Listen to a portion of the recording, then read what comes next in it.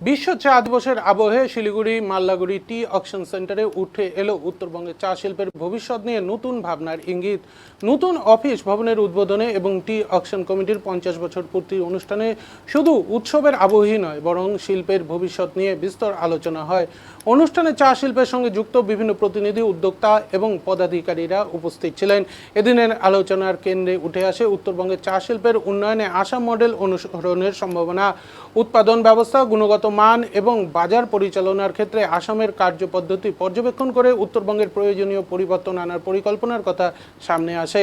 এই উদ্যোগের মাধ্যমে চা শিল্পকে আরও আধুনিকরণ ও প্রতিযোগিতামূলক করে তোলার দিকেই জোর দেওয়া হচ্ছে বলে মনে করা হচ্ছে। দার্জিলিংয়ের সাংসদ রাজু বিস্তা বলেন, আসামের চা শিল্পের পরিচালন পদ্ধতি অনেক ক্ষেত্রেই উন্নত এবং সেখানকার অভিজ্ঞতা কাজে লাগিয়ে উত্তরবঙ্গের চা শিল্পকে আরও শক্তিশালী করার চেষ্টা করা হবে। পাশাপাশি তিনি অভিযোগ করেন, নেপালের কিছু চা দার্জিলিং চায়ের পরিচয়ে বাজারে বিক্রি হওয়ায় জিআই ট্যাগপ্রাপ্ত চায়ের ক্ষতি হচ্ছে। ভবিষ্যতে এই বিষয়ে কড়া নজরদারি চালানোর আশ্বাসও দেন তিনি। অন্যদিকে শিলিগুড়ি টি অকশন কমিটির চেয়ারম্যান অরুণ কুমার পেরিওয়াল জানান, আগামী 6 মাসের মধ্যে চা শিল্পের একাধিক সমস্যার সমাধানে ইতিবাচক পদক্ষেপের আশ্বাস মিলেছে। তিনি বলেন, পাহাড়ে একের পর এক চা বাগান বন্ধ হয়ে যাওয়ায় উদ্বেগের বিষয়। কোথাও জমি সংক্রান্ত জটিলতা, আবার কোথাও আর্থিক সংকটের কারণে এই পরিস্থিতি তৈরি হয়েছে। পাশাপাশি তিনি আশাবাদী, দালাল চক্রের প্রভাব কমলে এবং বাজারের স্বচ্ছতা বাড়ালে চা শিল্প আবারও গতি ফিরে পাবে এবং সামগ্রিক পরিস্থিতির উন্নতি ঘটবে।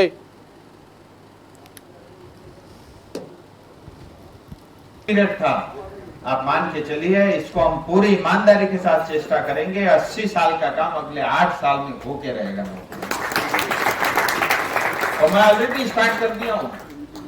आज जाकर के मैं दार्जिलिंग में बोल दिया, रोहिणी का गेट इलीगल है या नहीं है मुझे नहीं पता, 1 जून से रोहिणी टोल गेट बंद।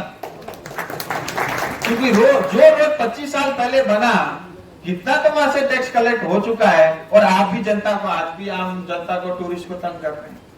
कल मैंने एसडीटीए के अधिकारी को बताया, ये जो फुलबारी में टोल टैक्स है, अब वो रोड है एनएचएआई का, पैसा ले रहा है एसडीटीए, जिसके पास ऑलरेडी बैंक में ये सब चीजें ठीक होंगी।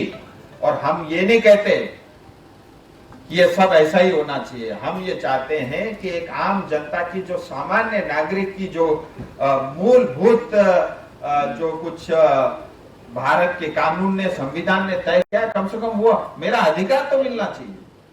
उससे ज्यादा हमको कुछ चाहिए भी नहीं, लेकिन एक सामान्य नागरिक के नाते जो अधिकार मुझे मिलना चाहिए वो हमारा अधिकार है और हम लेके ही रहेंगे। और नॉर्थ बंगाल भी उसी उद्देश्य के साथ आगे बढ़ेगा। सबसे पहले मैं आपको सिलीगुड़ी टी ऑक्शन एसोसिएशन को 50 साल पूरे होने के लिए आप सब साथियों को मैं बधाई देता हूं। और ये आपके मेहनत के कारण संभव हुआ। कोई भी संस्था 50 साल चलती है, इसका मतलब वो सर्टिफाइड है, क्योंकि 50 साल तक संस्थाएं नहीं चलती, बहुत कम संस्थाएं चलती।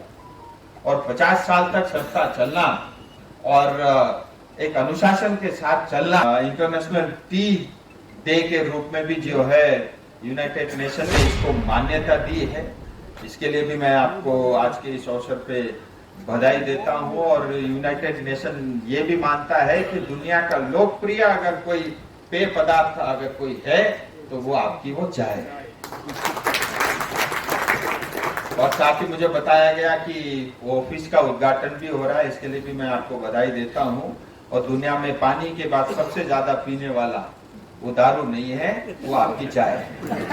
कुछ लोग देख रहे थे इधर, तो आप सबको बधाई देता हूँ। और मैं ऐसे देख रहा था आते आते, गूगल खंगाल करके ये है क्या, तो चाय इंडस्ट्री, आज हम सबको गर्व होना चाहिए, $18 बिलियन से ज्यादा का जो है चाय का व्यापार दुनिया भर में होता है। और विशेष करके नॉर्थ बंगाल के अंदर में 50 लाख से ज्यादा लोग डायरेक्टली या इनडायरेक्टली परिवार के सदस्य के नाते इस चाय उद्योग से जुड़े हुए हैं। तो आप कल्पना करिए, साल का जो ठग पीरियड था, आप मान के चलिए, इसको हम पूरी ईमानदारी के साथ चेष्टा करेंगे। 80 साल का काम अगले 8 साल में होके रहेगा और मैं ऑलरेडी स्टार्ट कर दिया हूं।